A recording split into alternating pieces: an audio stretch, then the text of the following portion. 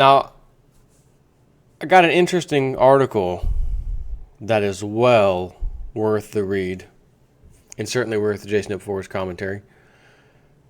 There is an economist that is the only female economist, by the way, on Trump's team,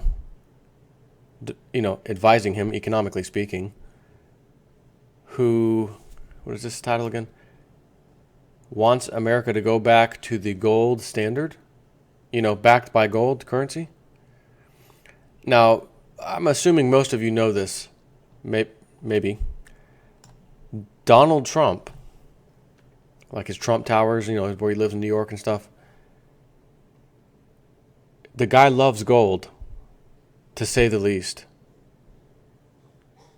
Gold stuff on the wall, gold door handles, all kinds of stuff. Gold. He reminds me of Goldmember from Austin Powers.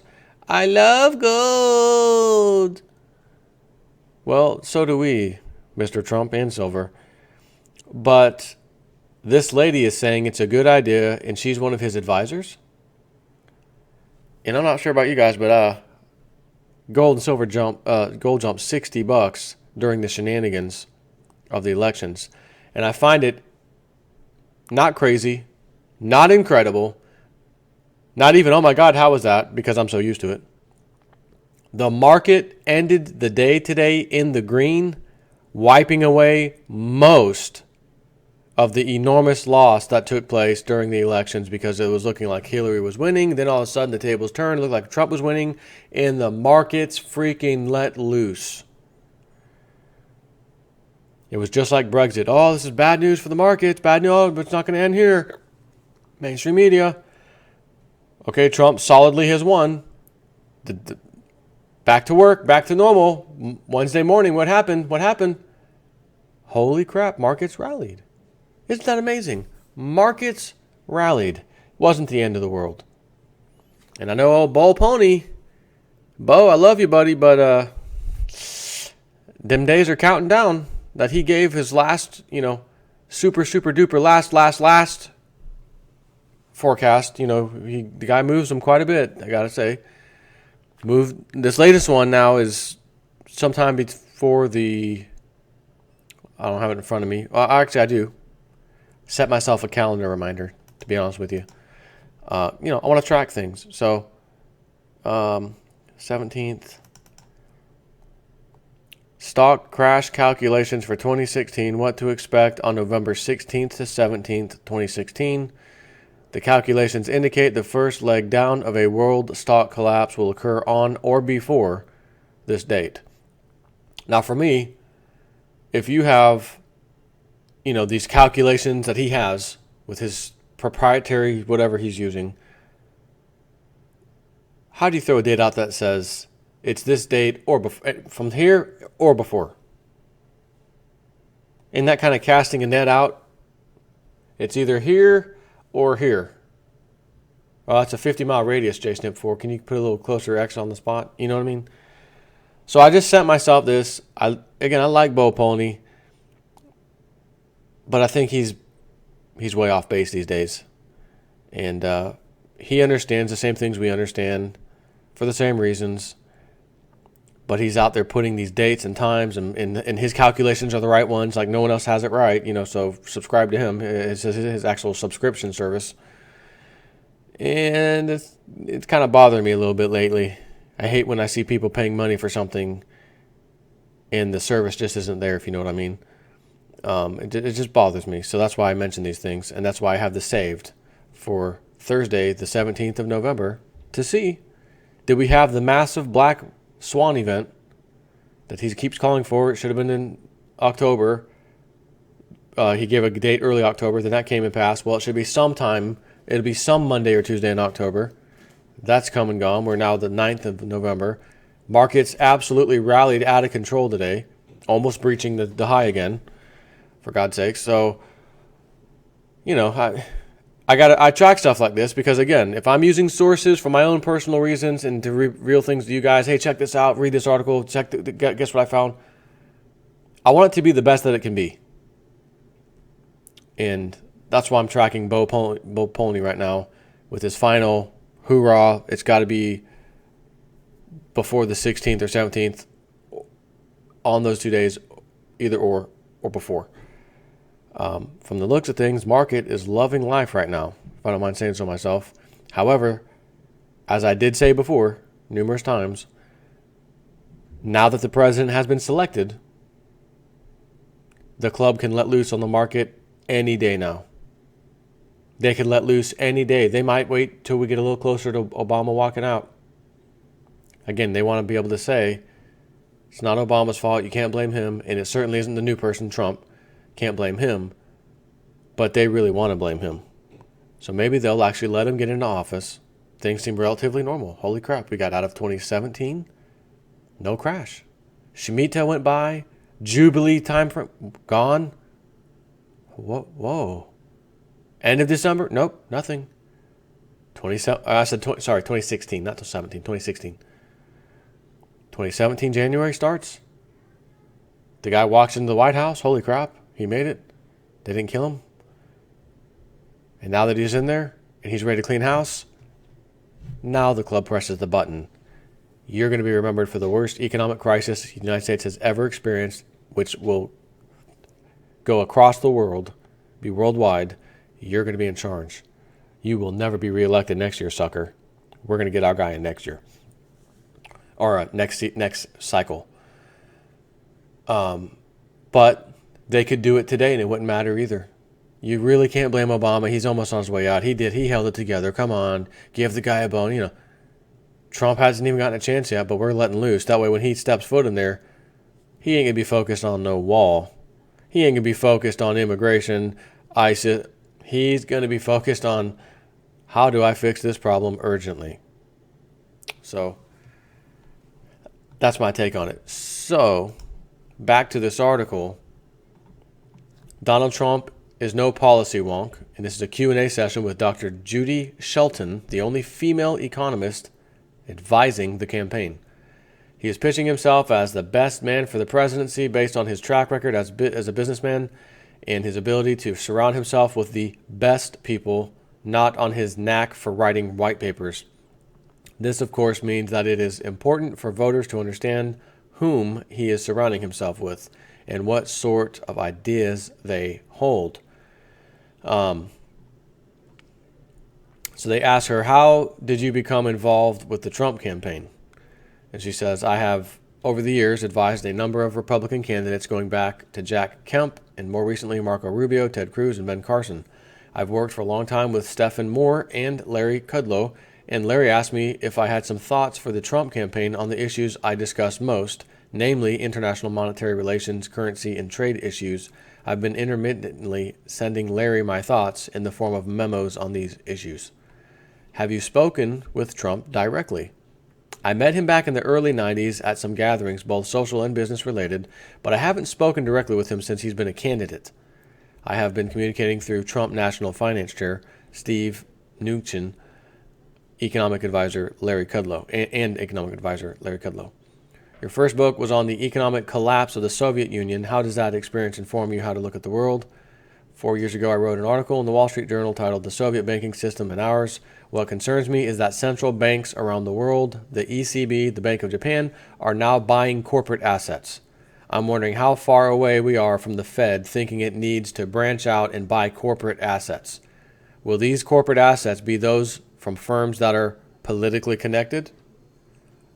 Of course they are. Just like the too big to fails. Where do you think that $4.5 trillion balance sheet on the Fed came from? It bought the garbage assets from the big giant banks that were worth nothing, and it gave them full 100% value on those assets. Now it owns them, and they're not assets, they're liabilities, by the way. So that comment right there tells me I like this lady, okay? You've written before about going back to some sort of gold-based monetary system. Is that something the U.S. could do unilaterally, or would we need to convene other nations and get them on board? I'm not opposed to a new Bretton Woods conference, and if it takes place at Mar-a-Lago, I'm fine with that. But anything the U.S. does, because we print the international reserve currency, unilateral action would almost instantly be accommodated by other countries. In terms of gold being involved, some people may think of that as throwback, but I see it as sophisticated, forward-looking approach because gold is neutral and it's universal. It's a well-accepted monetary surrogate that transcends borders and time. If you look at the foreign reserves of the most important countries, they keep them mostly in gold. I don't want to read too much into it, but it proves that gold is not some barbarous relic.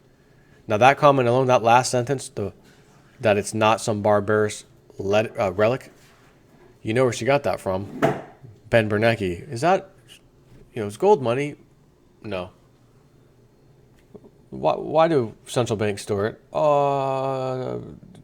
Just tradition. Right. Tradition. So, again, excellent comment by this lady. I really am liking what I'm hearing from her. The fact that she's sending this to Trump's top guys, economic guys, and I'm sure they're sharing it with him. And Trump's a gold man himself. Like he told Alex Jones, Alex, if I make it president, your listeners are going to really like me. Hint, hint. I think he's saying the same thing. Gold and silver lovers, if I get elected president, you ever seen my house? You're really going to like me. Would the first step in that be issuing gold convertible bonds?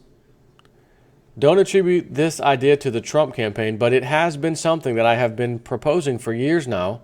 A gold-backed bond was first proposed in 1981 by Alan Greenspan. And by the way, I'm cutting in here. That's the guy that Big Swear swears up and down. He's actually one of the good guys. I do find this interesting that Alan Greenspan is the one, according to her, that proposed a gold-backed bond back in 1981. That's very interesting in a good way. Continuing on, I think the U.S. should issue them as an experimental pilot program similar to the TIPS bond that compensates people who are concerned about the future value of the dollar. For those who are concerned about a big financial meltdown, these bonds would give them some insurance, as gold tends to rise in price during periods of financial stress. The Chinese would welcome this development because it would likely be a stabilizing force for the value of the dollar and protect their dollar holdings. I also think they are the most likely country to provide a parallel instrument. If China were to offer a similar instrument where 5 years from now you can get back X amount on the yuan or an ounce of gold, 5 years from now both the U.S. issued instrument and the China issued instrument are worth the same thing, an ounce of gold. So now you start getting projections of a stable exchange rate determined by market forces. If this practice starts to spread to even more countries, you would start to see the semblance of a future stable exchange rate system, with those exchange rates being determined by what market forces believe about the future value of those currencies. So they ask her some more questions, but that's the key thing I wanted to bring home here right now. This is getting in front of Donald Trump.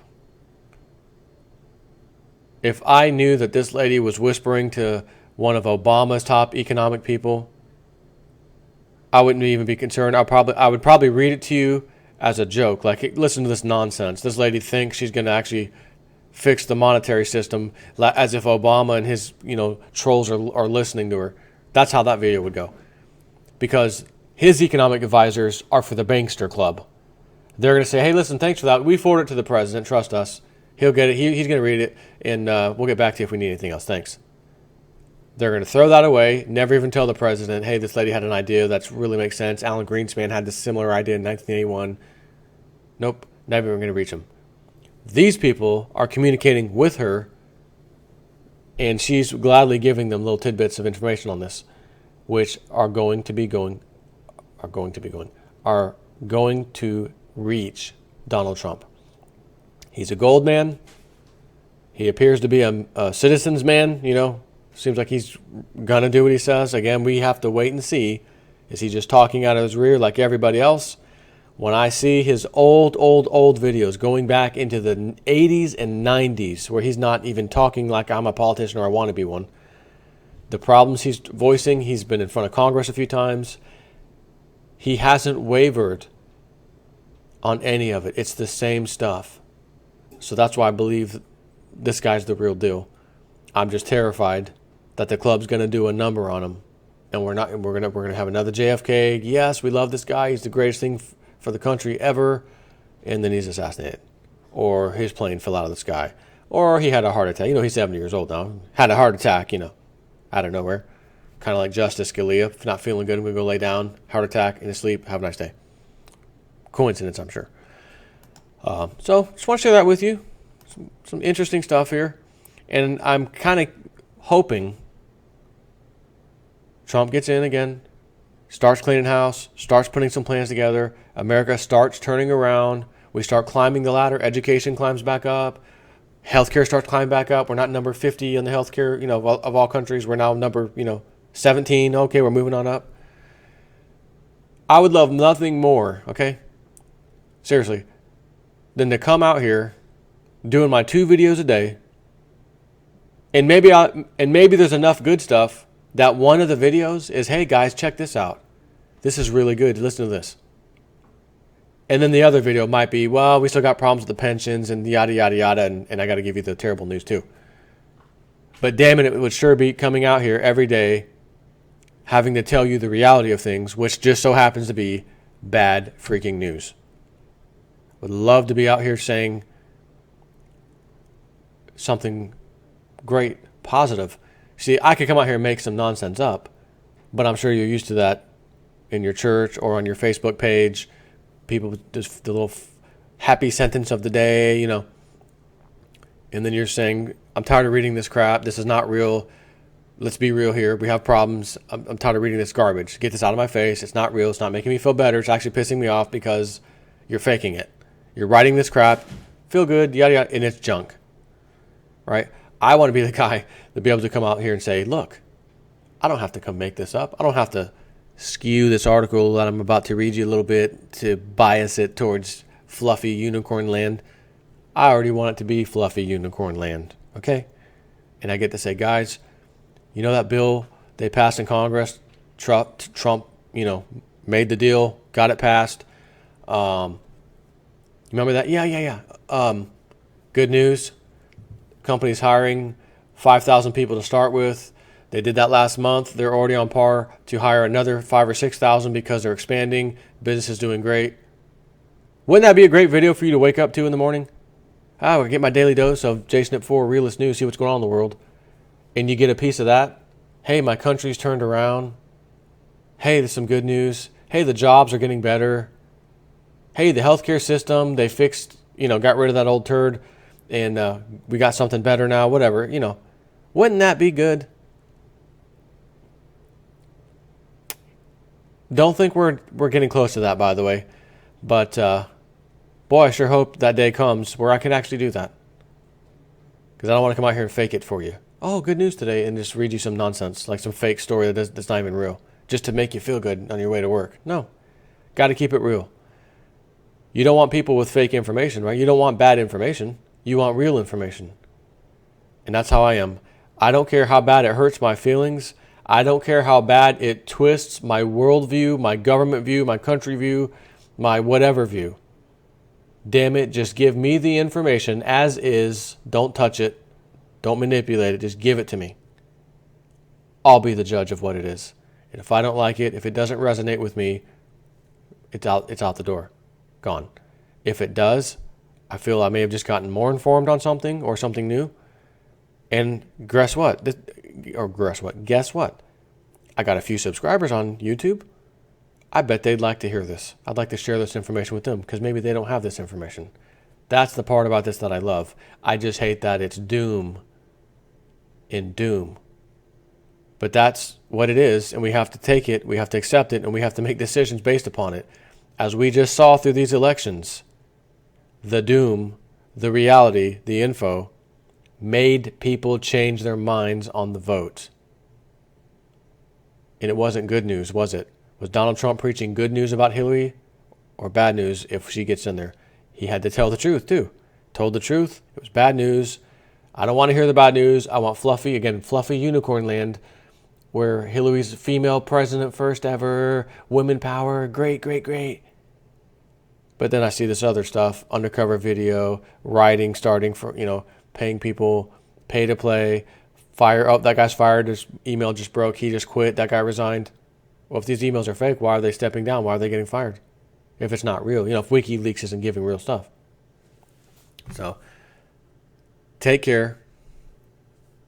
Keep it realist. Not keep it real. Keep it realist. Take care.